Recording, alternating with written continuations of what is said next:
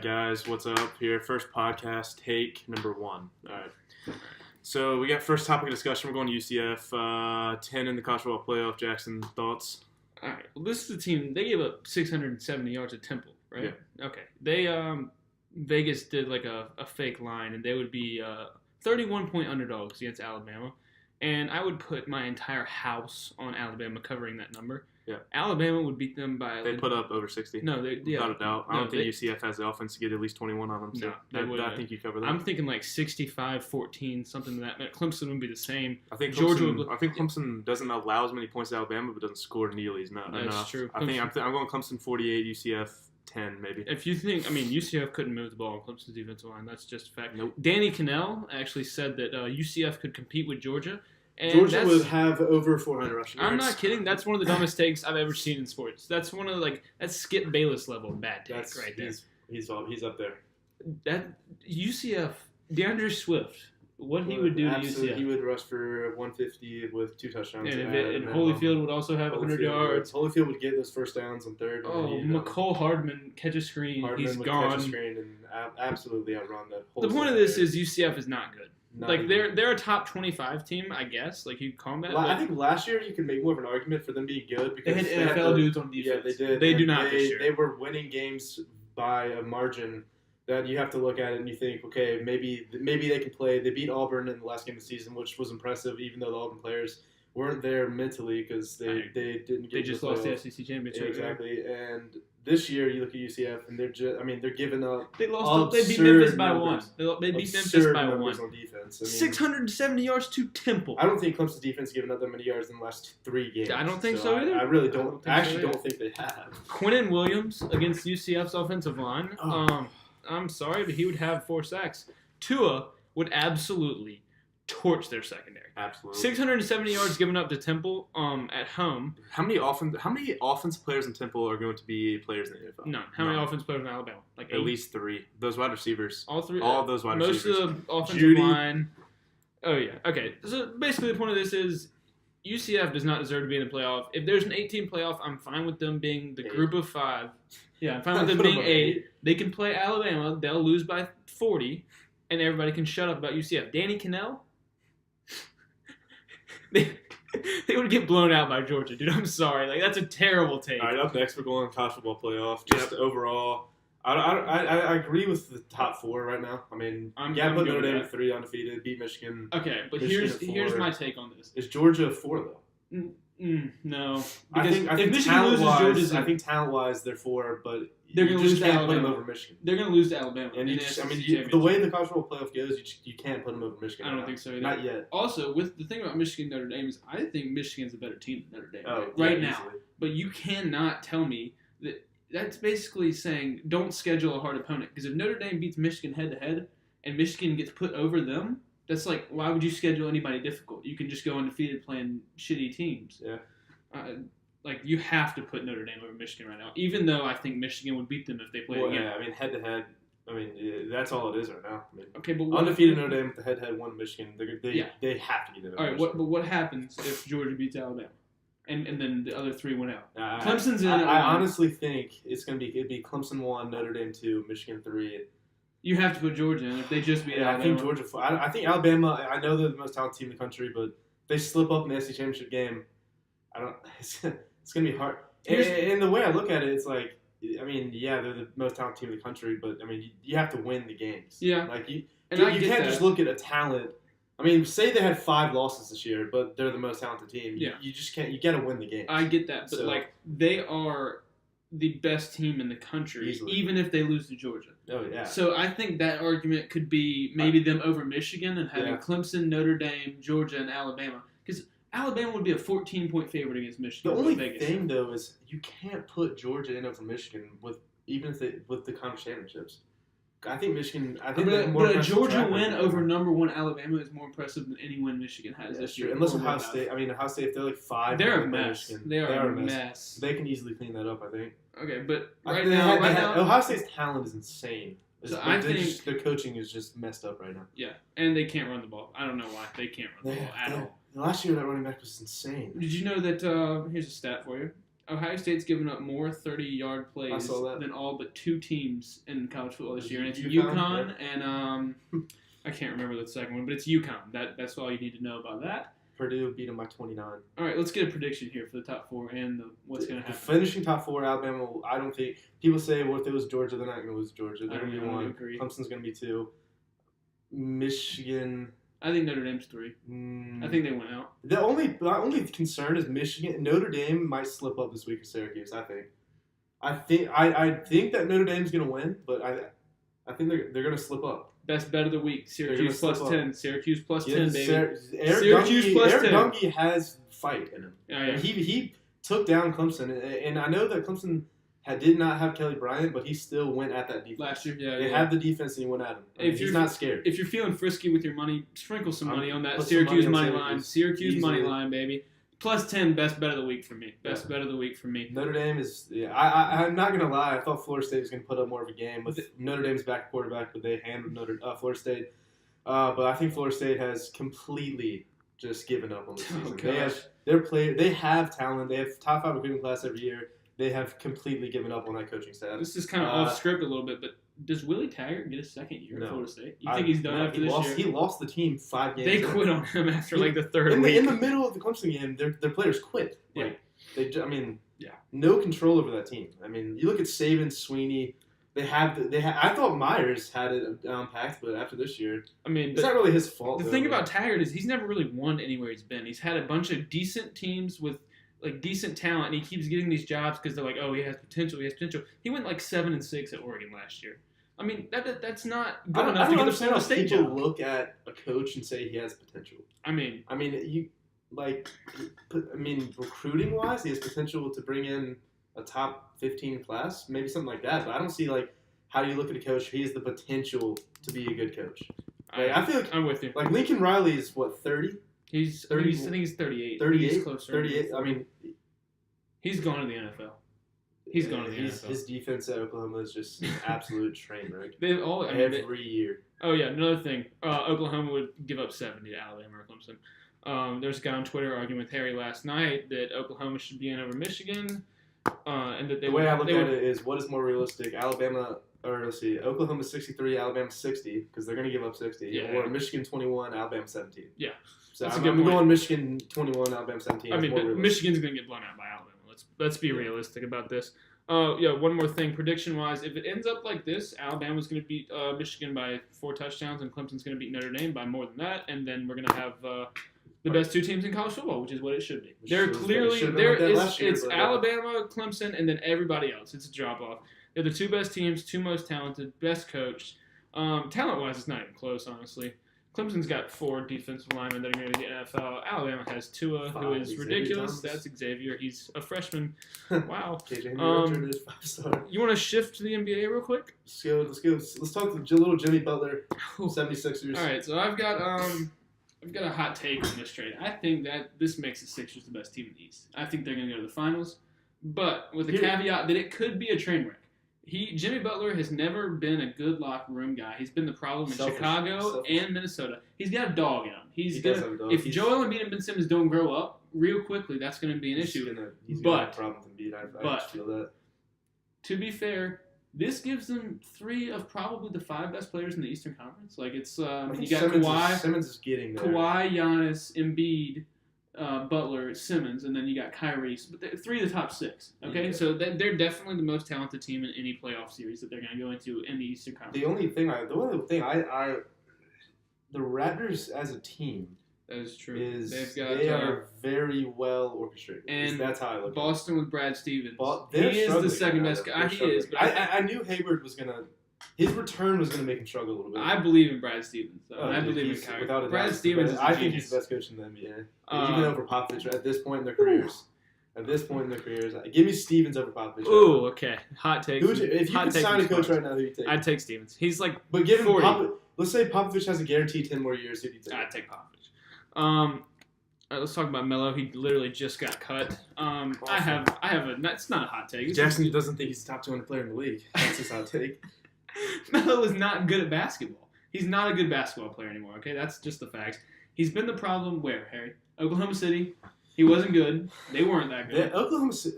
Westbrook and Melo would never ever collide. He was the They he will forced himself never- out of Denver. He forced himself out of New York. He got cut. I mean, he got signed by the Thunder. They didn't re-sign him. He got cut by the Rockets.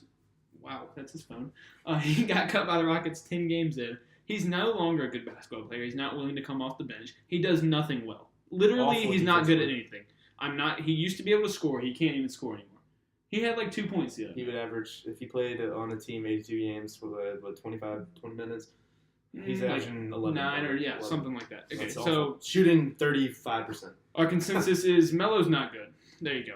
Nobody should sign him if they're serious about winning. He might go to the Heat to play with his buddy D-Wade.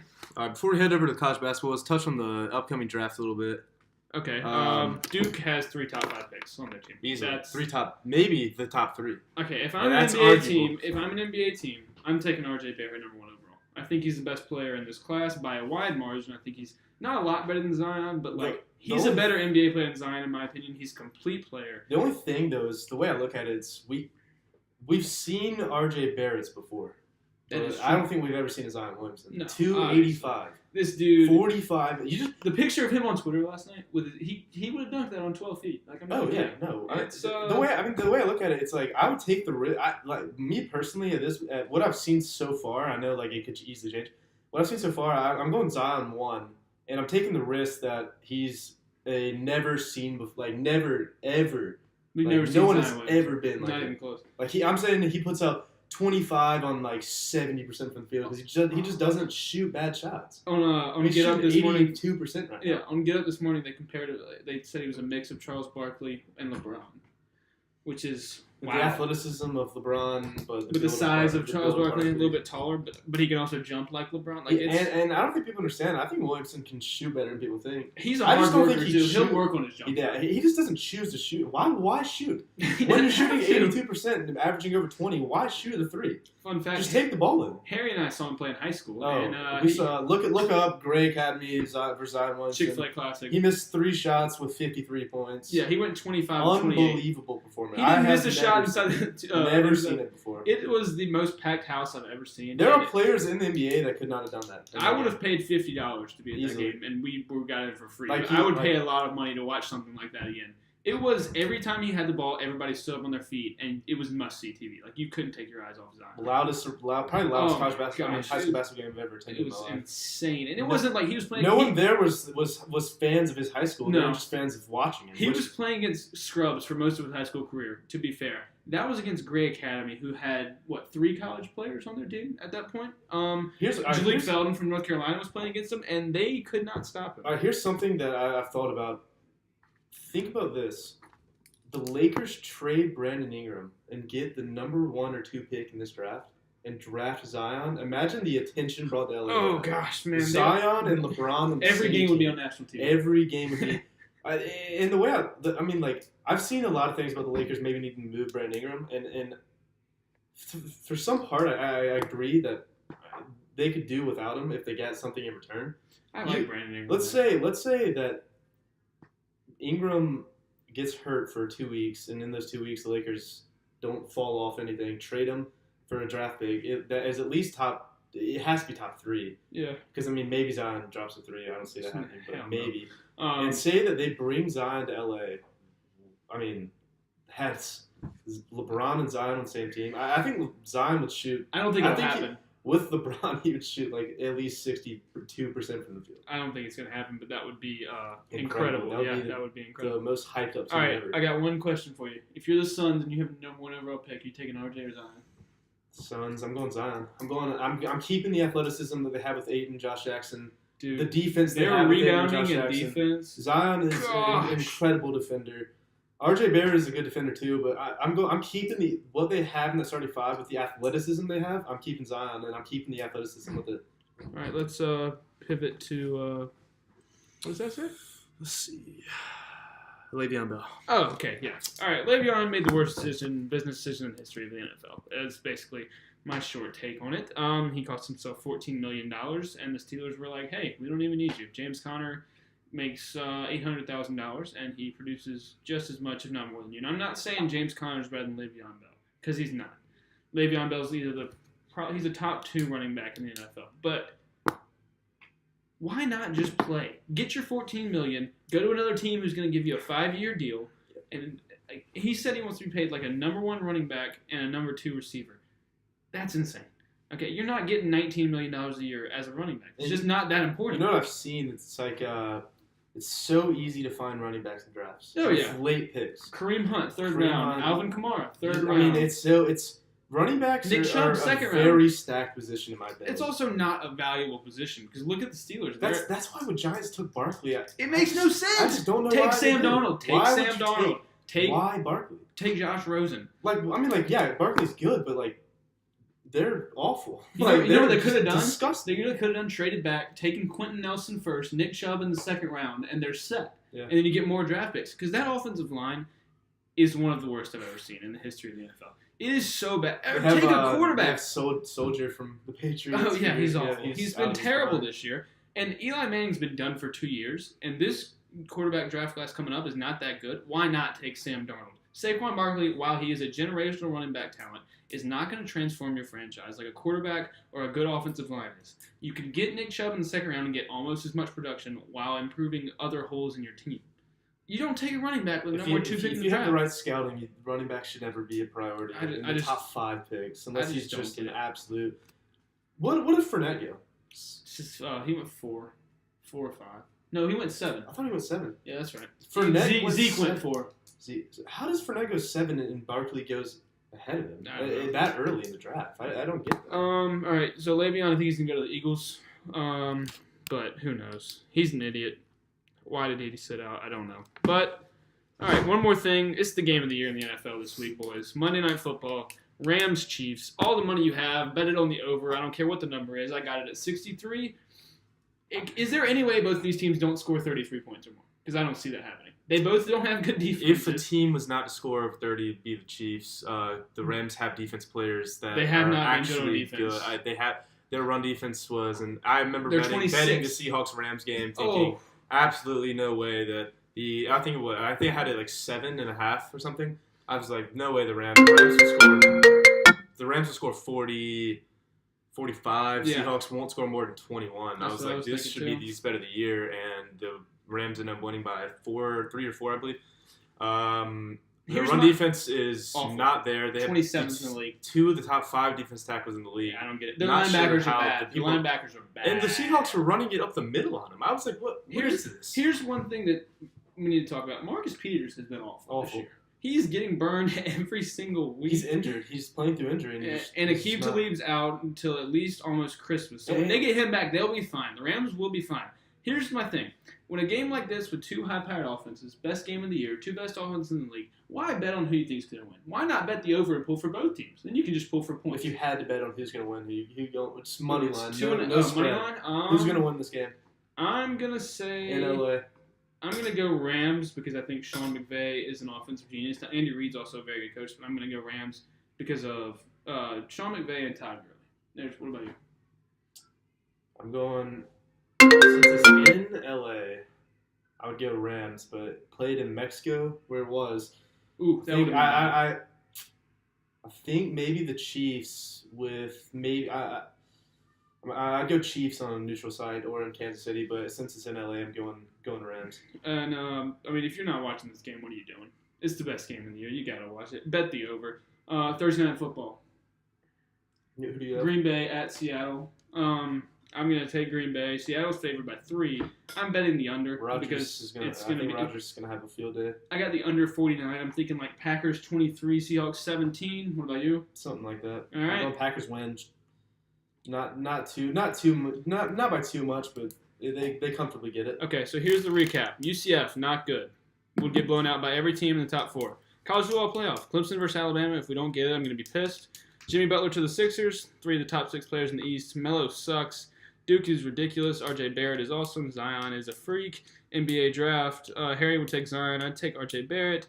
Le'Veon is an idiot. He's going to the Eagles. I think the number 1 pick. I think this depends on the team that has the pick. That's true. That is a good point. I think the Suns have it. I think you have to go Zion.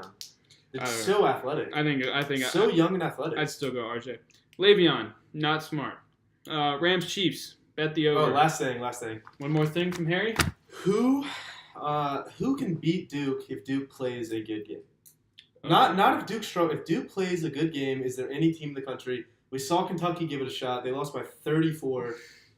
They have Absolute. Funny thing is, they have the second best recruiting class. 34-point loss. Zion missed what, one or two shots? I can't remember. But RJ Barrett had a field day. I bet on Kentucky, people. Reddish hit 7 threes in their second game. I did bet on Kentucky. He did. I knew Duke was gonna win. Woo! And then, so I think the one team that can give them a shot is Nevada. They're very deep and they're very old. I don't think they can beat Duke, but I think they're one Here's of the. the way I'm looking at this. Caleb and Cody Martin are seniors, and they are not better than RJ or Zion. Maybe Cam Reddish right now. Yeah. But they are not near Zion and RJ Barrett as seniors. So here's the recap of this. Duke's winning it all. Nobody can beat them unless they play poorly, which I don't see happening anytime soon. Unless the Clemson Tigers knock them off. Clemson Tigers will knock them off. This has been Jackson and Harry's podcast. Give us a name because we don't have one yet. We have no names. Drop in the comments below. We'll see you next time. Right, see you next week.